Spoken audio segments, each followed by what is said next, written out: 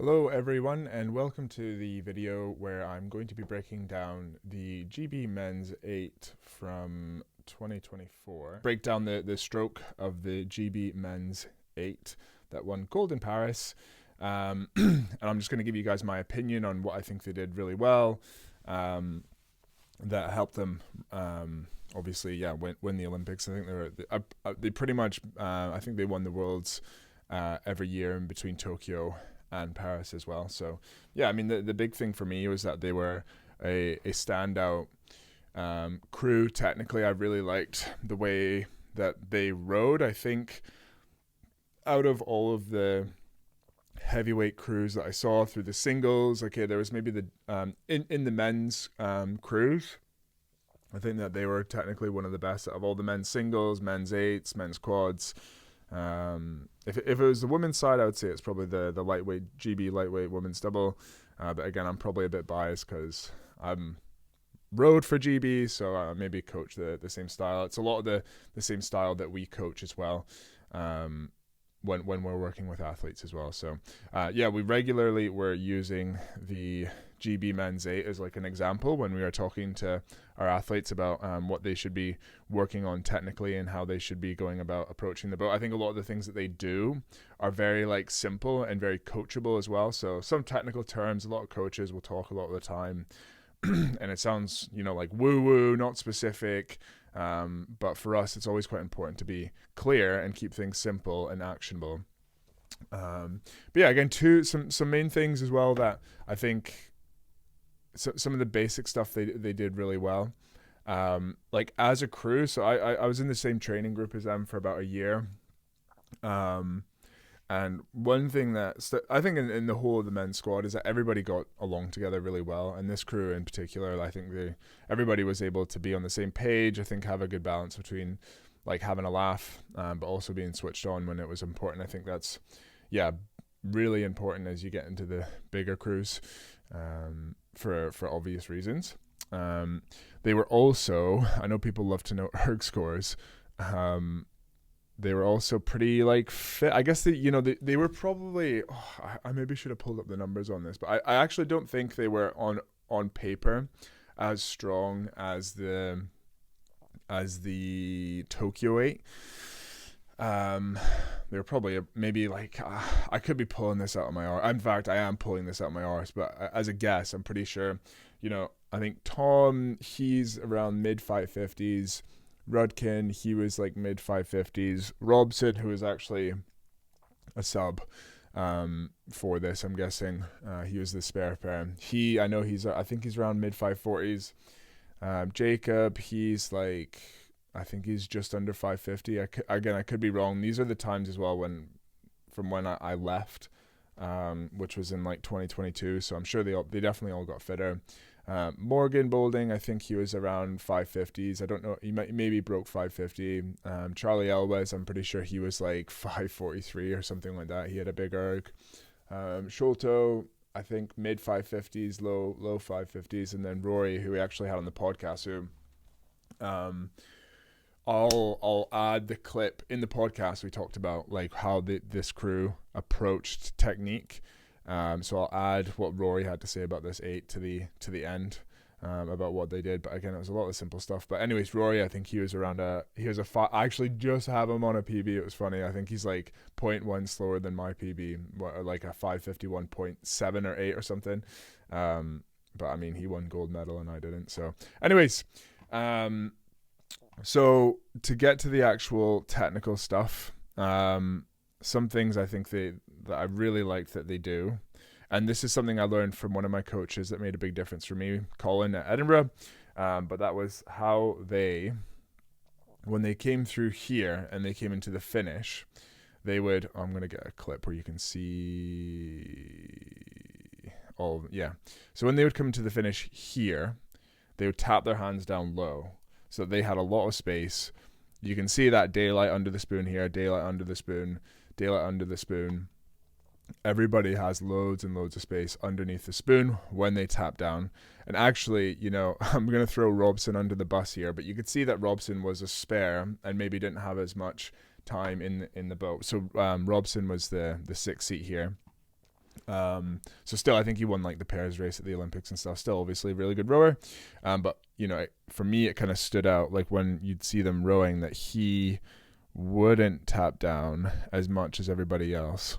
You could see his blade is lower than Tom's and Morgan. So, anyways, sorry Robson, if you're watching this, I'm throwing you under the bus here. But anyways, they would tap down. And the big thing is they'd keep their hands low as they moved forward.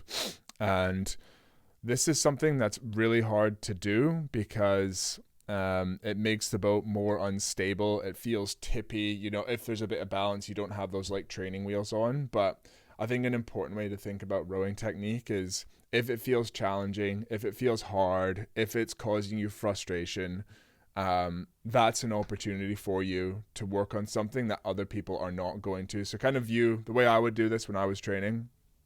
I would view my former self and then my future self approaching that same situation. And I would see my former self being the person that would get challenged by something, leave the comfort zone and go, fuck this, and then give up and go back to what they were doing before. And then I'd see the future version of myself, which would embrace the change and accept that, making any sort of change requires that feeling, that classic feeling of taking one step back so you can take 2 steps forward. And it's a big, big reason I see a lot of people not making technical progress. And a lot of the technical stuff is mindset and how you approach it. And maybe a bit of a, I'm going to go to the big camera here, and I'm scared to do this because every time I do that, I forget to go back to like the smaller camera. But so much of technical work is being more connected to the moment and being more in the moment. So the mistake a lot of people make when they're first making a change is they are worried about doing the process perfectly and doing their overall rowing stroke perfectly, and they want to have what they have right now with their stroke, which is it's going well. They maybe like they were working on the drive or something like that, and they like the way that's feeling, and then they go into working something like tapping down more at the finish, and then that makes everything feel worse, and they think immediately, oh shit, it's all going badly because I have the stroke as a whole is feeling worse, so I'm going to go back. I can't do that, I don't like it. Well, it's like, no, like just as much as possible, focus on making that change as good as possible, and don't care if the balance goes off or you technically, other parts of your technique start to suffer. All you should be worried about is being, okay, what is the change I'm trying to make? Talk with your coach about why you want to make it, and then focus on making that change. So in this case, when we're coaching, it's like, look, the objective is to tap down more with your hands. That is it. We don't give a shit if your blades are down on the water, you're scraping along one side, if you're washing out on one side because you're not quite stable. Just do the fucking just change it. Just tap your hands down low. And one thing we really like this stuff is because you can do it. The only reason you're not doing this is because you don't like the change. It's not like when we talk about connection or erg scores or timing in a crew, like those things are hard because you can't just do them. But like literally, if you can, everybody watching this right now can go like this, doof, hands down more. Like you can do that. There's absolutely no reason that the next time you're out on the boat after watching this video that you cannot just fucking tap your hands down more. And it's not going to feel good. It's going to feel unstable. You're going to be going down to one side or the other. But what's going to happen is you keep doing that. Guess what? You'll get better at it. When you practice something, you get better at it. Sorry, I don't know what's gotten over me here. I'm being a bit of an arsehole. I'm explaining this stuff, but I just want to make the point that, you need to, technique is a mindset thing. It's a mindset thing so often. Stop trying to do the overall stroke well while you're also trying to make the change. But anyways, holy shit, I've gone on a massive tangent here. That happens quite a lot. But anyways, so they tap down with their hands well, and the whole crew does that nicely. They keep the hands low. The other thing I'll see when people first do this change is they tap down here to here, and then once they go away, it gets unstable again, and then they start to bring the hands back up, and then the blade goes back down to the water. right before they put it into the water, which is the opposite of what you want. I haven't even gotten to explaining this yet. But anyways, the reason that you want, it's very simple. The reason that you want your hands low as you slide forward is so that you can square the blades. Look at Tom. I think he does this the best. He will also have, caveat here as well. He will, in an 8, you will have an easier time doing this in the stroke seat, because as the whole crew slides forward, more of the weight is going onto the stern and less of it's onto the bow, which means that the boat, if we were looking at this side on, the boat, rather than sitting flat, means that the boat's sitting slightly tipped. So it just means that Tom has less movements to do with his hands, because when Tom's, sat here, his blade is gonna, this is a terrible drawing, but his blade is gonna be closer to the water. If the water line is here, Tom's going to have an easier time keeping his blade close to the water, versus the reason that I have to draw it like this is because as soon as I take the pen off, it all disappears. But say, Rory, who's sat up here, he's going to have to do bigger motions with the hands, because his blade, if he held his hand at the same height that Tom did, his blade would be up here. So Rory at the bow has more room to go when he taps down at the finish. And then when he goes through, he has to do a bigger lift at the catch. And then Tom, he has to do less at the finish. Again, it's the opposite at the finish. Holy shit, this is a tangent today. Because at the finish, the whole crew is driven back and all the weight's in the bows. So if we have our 8 like this, at the finish, the boat's going to be, slightly, hold on, I'll do that again. Slightly down at the finish like that. Oh my god, just click off the video now. This is not great. But anyways, so Rory at the finish has got a harder time because his blade's going to be really dug in the water there. So he has to do more of a hand motion to get that blade out. Whereas Tom, at the finish, the boat is further out of the water. But again, don't worry. You don't need to know that whole 8 weight balance thing to understand this. I was just making the point that Tom maybe has a bit of an easier time in the stroke seat, and that's why bow seat is often a harder seat to row. But yeah, so Tom, he has the space here. This means that he can square his blade early, and to be honest, I mean, he could probably do this earlier. Yeah, I think there's actually a clip here where they do this better. I like this shot here is better. So Rudkin in the 7 seat, they're all doing this well. You can see he's squared early. He's got the space with the hands so that he can square the blade early and continue to float forward, and just be nice and direct with how he lifts. He's not having to tap down extra. And where people will go wrong with this is if they have the hands high. This means that the blade is not here and it's there and it's closer to the water. What this means is right before, and again, if you ask me, you can see Robson does this. Rory Robson, you can see his blade is closer to the water here versus everybody else. And this means that because his blade is so close to the water, if he wants to square, he has to go down with the hands and then back up. Whereas everybody already has their hands low, so all they have to do is just go straight up. So right, I'm going to draw something and then I'm going to do an illustration of why this is important. So get ready for another masterpiece by Jack. So if you have the boat here, a big jobby, which is a Scottish word for a number 2, we'll leave it at that. So if you're sitting in the boat like this and your blade is going out like this towards the water, what often happens is people, they sit here and then the hand path is they go down with the hands and then the blade is nice and low and off the water and they go, oh, it's unstable, I don't like this, I'm going to bring my hands back up. And then they carry the blade nice and close to the water, so they're nice and stable, they're having a nice comfortable row on Sunday morning, they're not making any technical progress, but it feels easier, so they think it's good. And then when they get to the catch, they're like, oh shit, I have to square my blade, but you can't square your blade when your hands are this high and close to the water, so you have to dip down again, and then square the blade, and then lift them up. And this means that your stroke is feels nice and stable, but you've got all this extra motion down, back up, nice and high, and then down and up again. And then when you put the hands in, I hope this drawing is making sense, but it's sort of like a path. If we were looking side on, this is what the path of the hands would look like.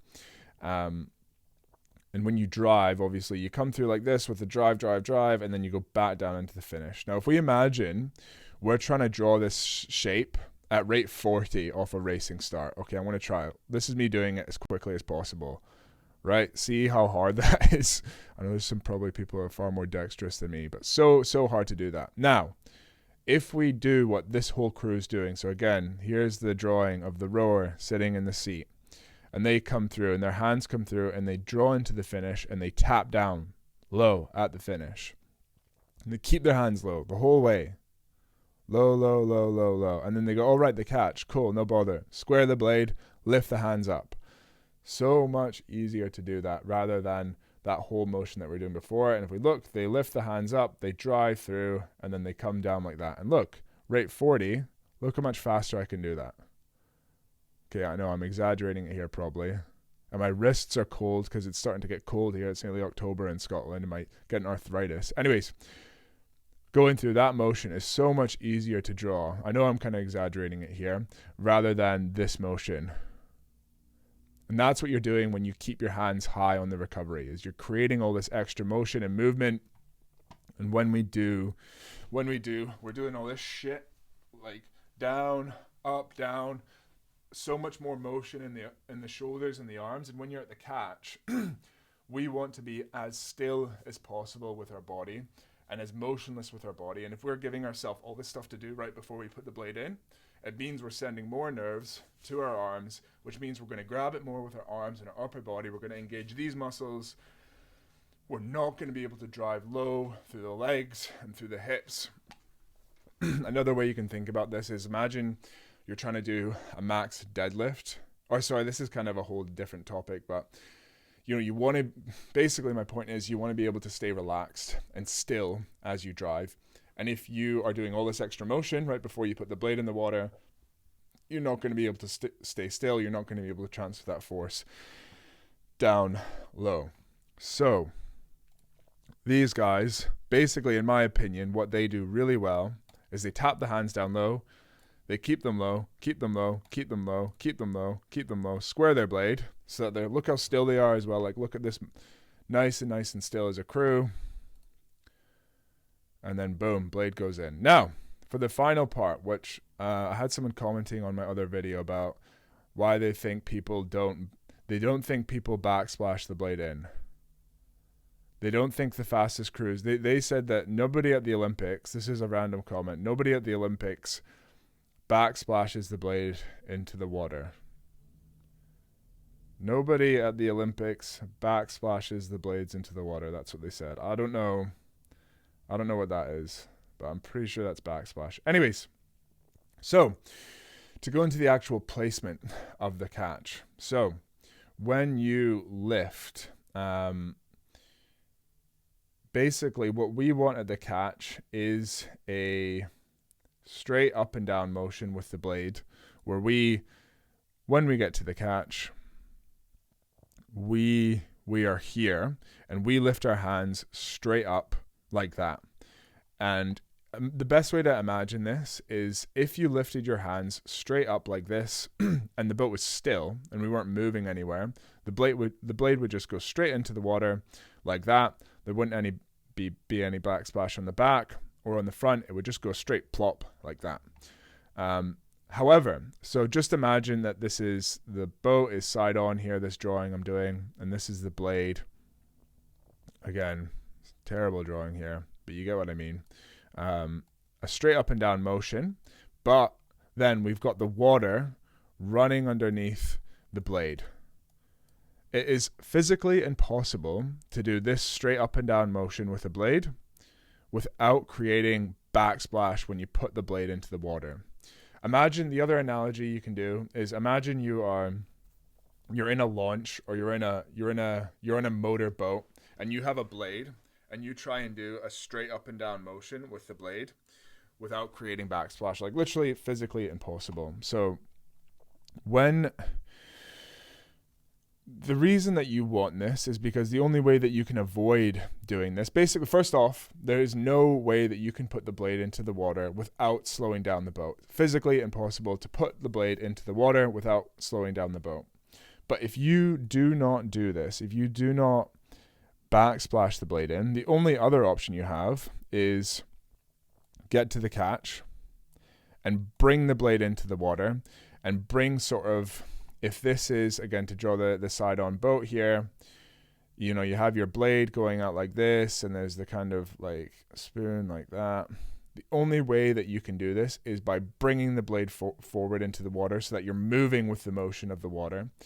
And when you do that, when you bring the blade forward, so if it was this crew doing it, bring the blade forward, bring the blade forward, say that 5 times.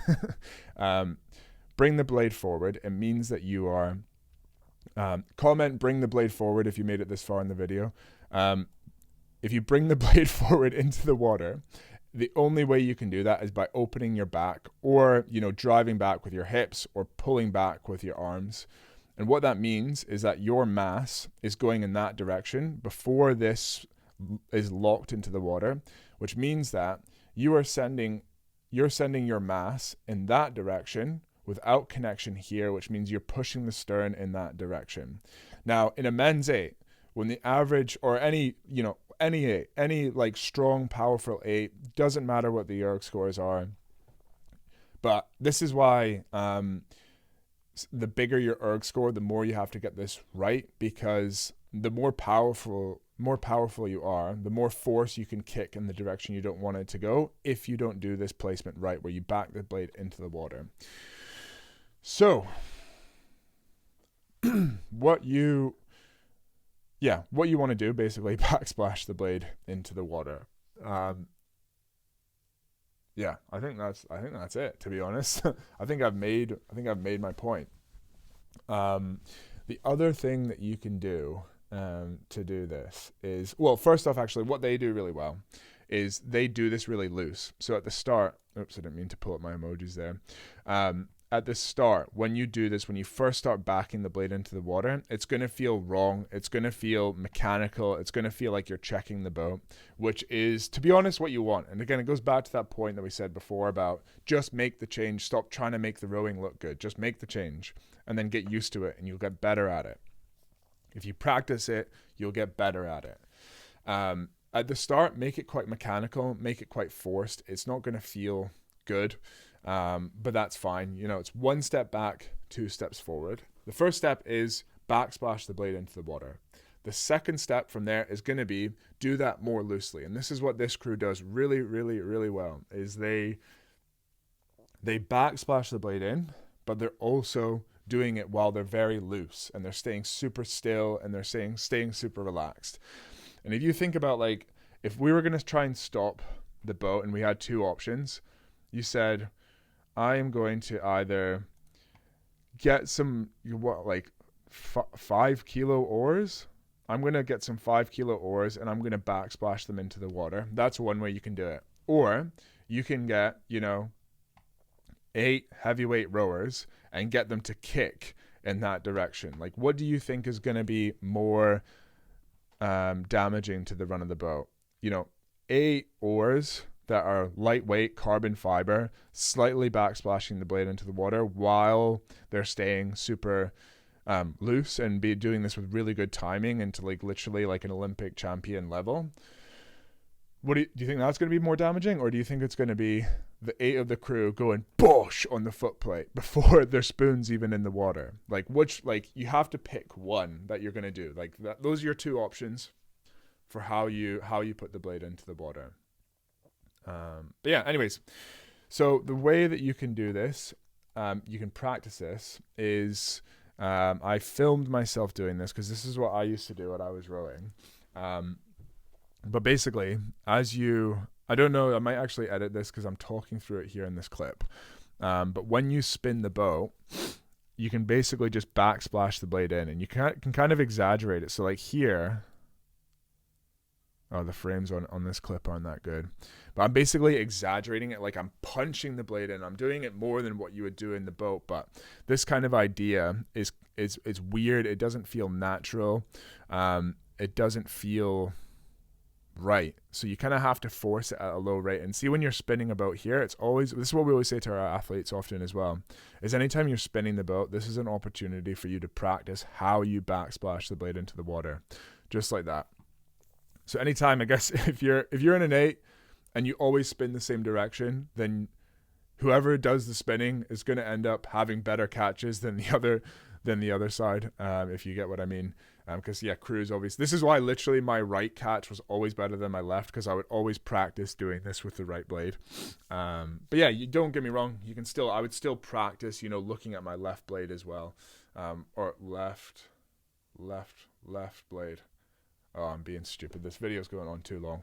But yeah, anyways, just an idea for you to practice and go away and try. It really works. And see, when you do this backsplashing, you can practice getting that weird force mechanical feeling first, and then you can bring in some of that relaxation, bring in some of that flow, bring in some of that grace, all that woo woo shit you hear other coaches talking about that doesn't actually make any sense, that I've just gone on and recommended you do. Anyways, I think this is plenty of value for today. Let me know if you like these Olympic crew breakdowns. I've done a few already. I've got some more that I would like to do. It's hard to do it because the fucking IOC and World Rowing don't like people like me making free advice for people so that everybody can get faster. They like to keep the footage secret. And just for the sales, so that they sell the contracts to people so that they can make money, which is just great for the sport. So I kind of have to pull the training clips. I pulled this off of James Rodkin's Instagram. I'll link his channel actually in the description because he shared lots of this footage.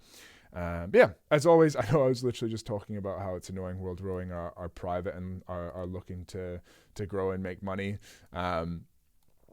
And then I'm going to transfer into the pitch to our coaching. But depending on when you're watching this, we may or may not have space for coaching. If you're interested and you want to apply to our coaching to see if you're a good fit, and see if we can help you do things like improve you or your cruise technique, or your 2K or your 5K scores, your head race scores, improve your mindset. Anybody that follows us knows kind of what we do and everything we look at for getting faster. Then I'll put the application form in the bio, and if you're interested, you can reach out and see if you'd be a great fit. But if not, keep watching these videos.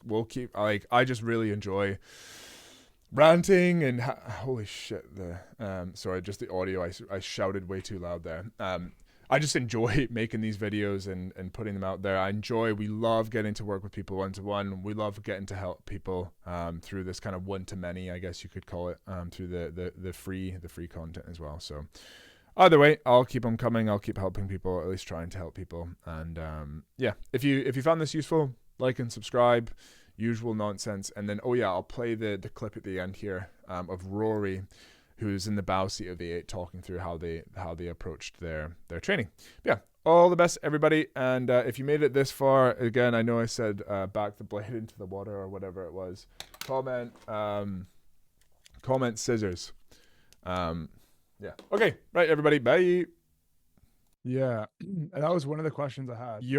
I really liked the way that your 8 rode. I thought it looked really nice with the shape with the hands, and then the catches looked really, really nice and gentle and connected. And then like similar to that 8 that Steve was in, which was the 2000 men's 8, which was technically another really good crew. I'd just be interested to hear, like, what were the sort of general focuses technically in your crew that you think made you guys row so well?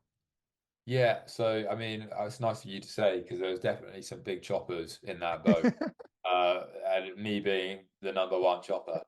Um, but yeah, we were just, we wanted to row nice and long, make sure that we were hanging through it, and loose around the back. So trying to sit up tall, get the arms away. So it was definitely we had a big focus on getting the arms and bodies over, before the knees popped up, and then being sharp on it and just sort of hanging through. It was quite the timing with the shell was quite an important aspect for us, something that we focused a lot on. But to be honest, What like, were you, so when you say timing of the shell, what does that mean? Like how do you go about improving the timing of of the shell? so it can be fairly intuitive and so like a skill that you learn as you progress in the sport. But you know, getting the sense of feeling of the water coming underneath the shell and not checking the boat. So you know, it's getting the hands and bodies away really quick is all well and good, but if you're just chucking the body over and then you know running up the slide, you know, you're not really moving at one with the boat. So it was being really loose with the arms and bodies to come away. The body's coming over, and as the body comes over, you can sort of feel the boat underneath, sort of just coming, um, sort of in the opposite direction as you sort of bring the seat to the heels, to sort of minimize the check. Um, but yeah, to be honest, like over the last couple of years, our focus, we were quite good at being quite open-minded and dynamic and moving from the front end focus and nice sharp catches, picking it up together to more of a focus on the back end to making sure that our blades are sort of coming down and away together. So we didn't really have one focus. It's sort of like chicken and egg, if that makes Yeah, sense.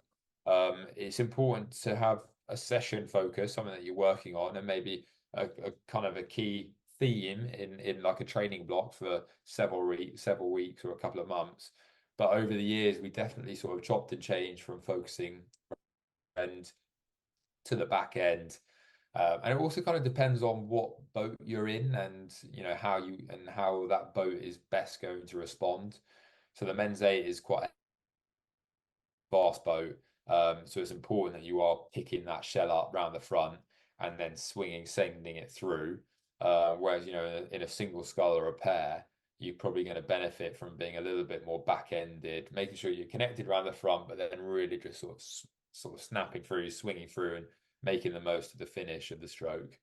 Um, but yeah, I think we just all sort of gelled quite well, and we were all very um, keen to improve. So we had telemetry on the boat. We used the screens quite a lot this season, and you know on the screens you can flip between watts and your power curve and your handle trace, and For that's the something for that those that don't know as well, telemetry is the a power reading system that they hook up to the oar locks that the oar sits in. So you can basically read how much power you're producing and what your force curve looks like as well, similar to the erg. But sorry, as you're saying. yeah. Yeah, and so like we had te telematics in the boat out in Paris for the first few days. You can't race with telematics, but like all the way up until like days before our Olympic campaign, Oh, we were pushing technical changes. Like I was pushing technical changes like the interesting. hardest I'd ever pushed, especially on my handle trace. Yeah, and I think that's a mistake that people will make is they think, oh shit, right, like it's 2 weeks before the big race, 4 weeks before the big race. We can't go change anything. Like, I think it's quite good to have that. Yeah, like you guys are what we're doing was having Yeah, a kind of progress. You're always, and I guess like as the race yeah. goes in the final, I don't know, like you're always kind of looking to get better.